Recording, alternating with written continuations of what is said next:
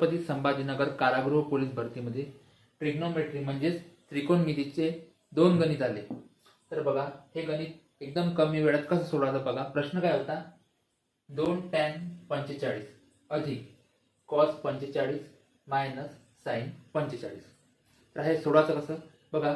याच्या प्रत्येकची टॅनची, कॉसची, साईनची काही एक व्हॅल्यू असते. तुम्हाला हा टेबल दिला आहे, त्याच्यात तुम्हाला ते व्हॅल्यू दिलेली आहे.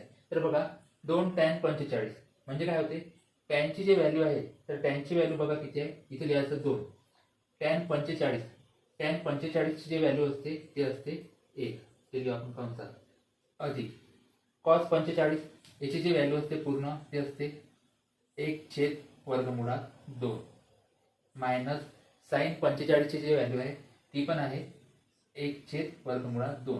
आता ह्या व्हॅल्यू ज्या आहे ते तुम्हाला बरोबर समोर त्या टेबलमध्ये दिसत आहे, तर ते तुम्ही चेक करा.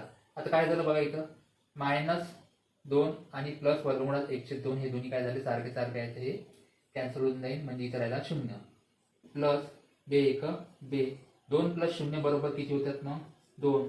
म्हणजेच आपलं उत्तर काय आलं 2.